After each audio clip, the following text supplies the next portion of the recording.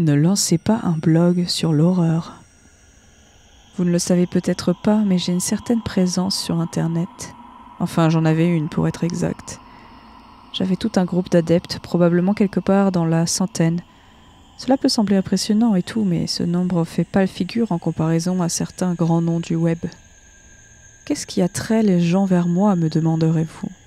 Eh bien, je tenais un blog que je mettais à jour dès que j'en avais le temps. Mais ce n'était pas un blog ordinaire, non. Je tenais un blog d'horreur. Oui, vous avez bien entendu, un blog d'horreur. En gros, je téléchargeais sur ce site des photos effrayantes que j'avais prises dans la nature. Les photos n'étaient pas réelles, mais vous seriez surpris du nombre de personnes qui tombaient dans le panneau. L'idée m'est venue après une promenade nocturne dans les bois. Quand on vit dans une région rurale où il y a plus d'arbres que de maisons, c'est quelque chose que l'on fait souvent. J'habitais près d'une très belle forêt, parfaite pour les photos. Il y a quelques mois, à l'approche d'Halloween, je suis rentrée à la maison avec de très jolies photos de ma randonnée. Dans l'esprit de la fête, j'avais pensé qu'il serait amusant de modifier certaines des photos que j'avais prises pour donner l'impression que la forêt était hantée. À l'aide du logiciel Photoshop, le plus complet que j'ai pu trouver, j'ai mis les photos en niveau de gris et j'y ai intégré des photos de moi. J'ai ensuite utilisé des effets de flou et d'éclairage pour me donner un air encore plus fantomatique. Je ne suis pas vraiment un photographe professionnel, mais mes photos étaient suffisamment convaincantes. Je devais évidemment faire quelque chose de mon travail, mais quoi ? C'est à ce moment-là que j'ai compris que je pouvais rendre célèbres mes photos grâce à Internet. Imaginez le nombre de personnes qui se laisseraient séduire par mes talents de retoucheur, me suis-je dit. J'ai utilisé l'une des applications gratuites de création de sites web pour créer mon propre blog, sur lequel je téléchargeais les photos hantées que je prenais chaque fois que j'en avais le temps. Mes premiers téléchargements n'ont pas attiré beaucoup d'attention à ma grande déception. Je n'ai reçu que 4 ou 5 commentaires au total et le nombre de visites sur mon site web était ridiculement faible. Je me suis dit qu'il fallait que je me surpasse si je voulais que mon blog gagne du terrain. Je suis retournée dans la forêt le lendemain, en ramassant cette fois des bâtons et des pierres tout au long de mon périple. Je me suis rendue dans une clairière plutôt spacieuse, pensant qu'elle serait parfaite pour mon plan. J'ai posé tous les bâtons et les pierres que j'avais ramassés, et je les ai disposés de manière à former un symbole cultuel. Il avait la forme d'une croix de Léviathan, pour être exact. Un simple pentagramme aurait été trop important. Je me suis enregistrée en train d'entrer dans la scène avec mon téléphone, comme s'il s'agissait d'une séquence trouvée, comme si j'étais tombée dessus par hasard au cours de ma randonnée. Je savais que je ne pouvais pas m'arrêter là. J'avais besoin d'encore plus d'images pour convaincre le public. J'ai trouvé un petit arbre et j'ai placé mon téléphone au milieu de celui-ci, en l'appuyant pour qu'il puisse enregistrer quelque chose à distance. J'ai utilisé la fonction de synchronisation de mon téléphone pour m'enregistrer de loin, en train de reculer dans les buissons. Lorsque je suis rentrée chez moi, j'ai assemblé les vidéos et j'ai ajouté quelques effets de lumière effrayants, et c'est ainsi que j'ai eu l'impression d'avoir filmé quelque chose de paranormal. J'ai téléchargé mon chef-d'œuvre sur le blog, vérifiant avec impatience le nombre de spectateurs toutes les minutes. Très vite, ma petite expérience sociale a atteint un pic de popularité. Les fans curieux ont commencé à inonder les sections de commentaires demandant ce qui se passait. Je n'ai jamais répondu à aucun d'entre eux, pour des raisons évidentes. Les gens ont commencé à écrire des théories de 6 paragraphes sur mon mystérieux blog, certains disant que je faisais partie d'une secte, d'autres que je venais d'un univers alternatif et d'autres explications farfelues. Honnêtement, c'était amusant de voir les gens perdre la tête pour quelque chose que j'avais commencé par pur ennui. Bien sûr, une minorité d'internautes ont accusé mon blog d'être un canular élaboré, mais je m'en moquais. Ce qui comptait le plus, c'était que je m'amuse. Toutes les 2 semaines, j'ai continué à télécharger des photos et des vidéos sur mon blog, gagnant de plus en plus de réputation à chaque publication. Je pense que l'attention que je recevais me satisfaisait tant qu'elle durait. J'ai toujours été fascinée par l'horreur en ligne depuis mon enfance. Je me sentais bien d'en faire partie, vous savez. Quoi qu'il en soit, après le pic de popularité de mon blog, j'ai reçu des tonnes de commentaires par semaine, et ce n'est pas comme si j'avais pris la peine de les lire tous. La majorité d'entre elles étaient soit des théories de fans très longues qu'aucune personne saine d'esprit ne lirait, soit des gens qui spammeraient l'emoji choqué. Un jour de janvier, je suis rentrée à la maison avec quelques photos dont j'étais particulièrement fière. Il avait neigé un peu plus tôt et j'ai décidé d'en profiter pour prendre des photos hivernales qui donnent la chair de poule pour mon blog. Parmi toutes ces photos, ma préférée est la dernière que j'ai prise. Elle représentait une clairière enneigée que j'avais trouvée dans les bois profonds. Au milieu de la clairière, entourée d'arbres couverts de givre, j'ai inséré une photo d'archive d'une femme bossue, puis j'ai retouché l'image pour accentuer l'aspect surnaturel de la scène. Il n'a fallu que quelques heures pour que la plupart des commentaires commencent à apparaître après le téléchargement des photos. J'ai parcouru les sections de commentaires comme d'habitude, mais cette fois-ci, il y a eu un commentaire qui m'a fait arrêter de défiler. Il contenait une photo, et pas n'importe laquelle.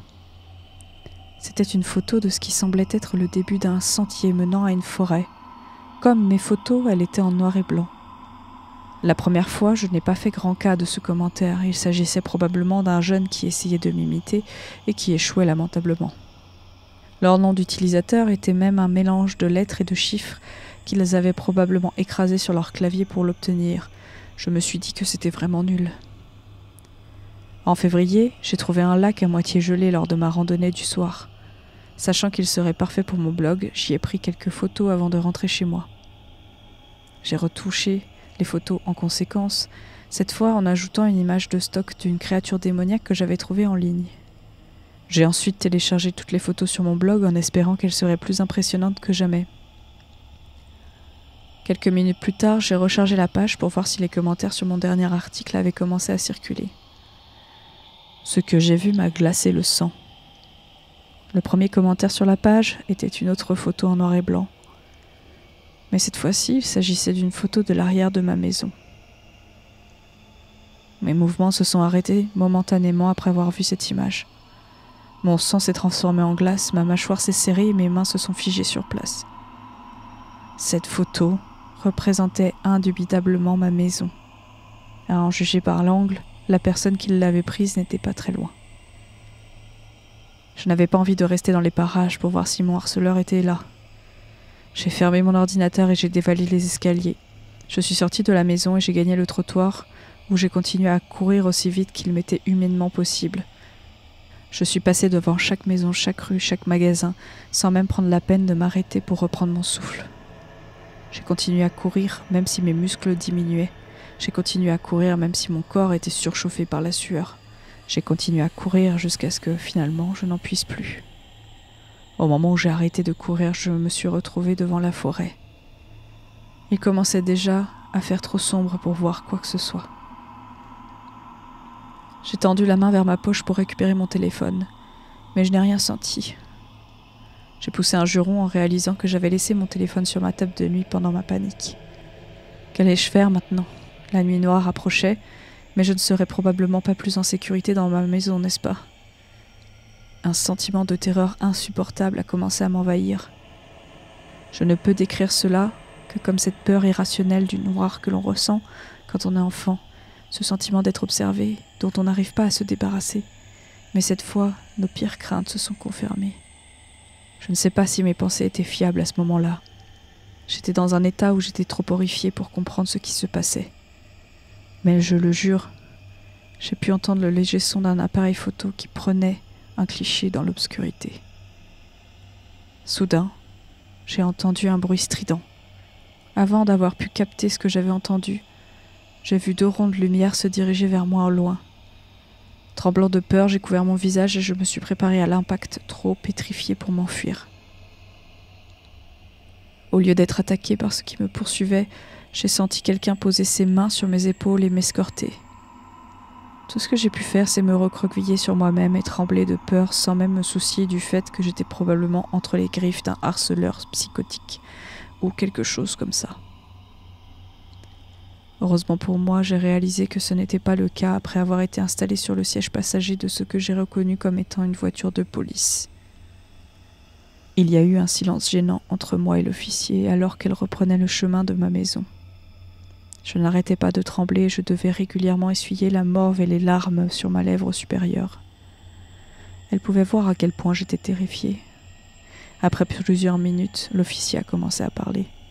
Elle m'a dit que ma voisine m'avait vu sortir de chez moi en courant, l'air paniqué, et qu'elle craignait qu'il ne se soit passé quelque chose.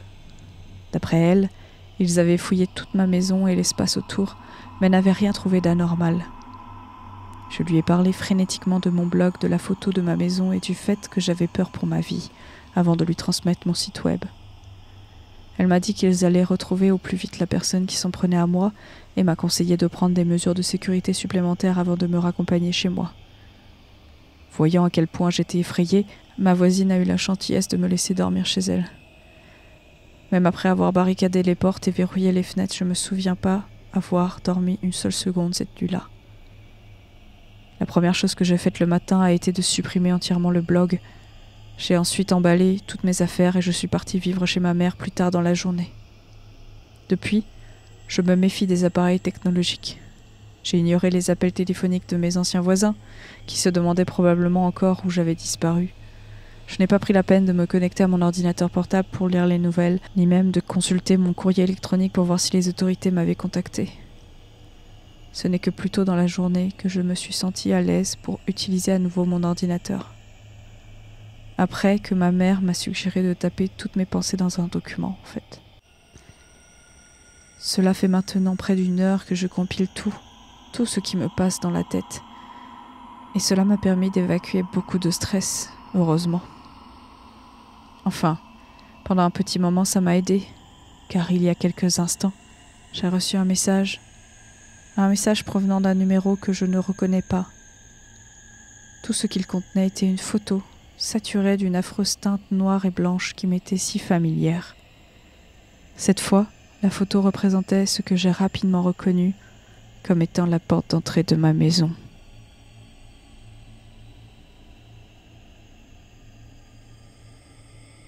Alors, quel est votre avis sur cette histoire? Un internaute mécontent du trafic de photos ou un fan un peu trop aguerri? Un stalker, quel qu'il soit, paranormal ou non, ça fait bien flipper. Dites-moi votre avis en commentaire, likez la vidéo et abonnez-vous pour ne pas rater les prochaines. Je vous dis à bientôt.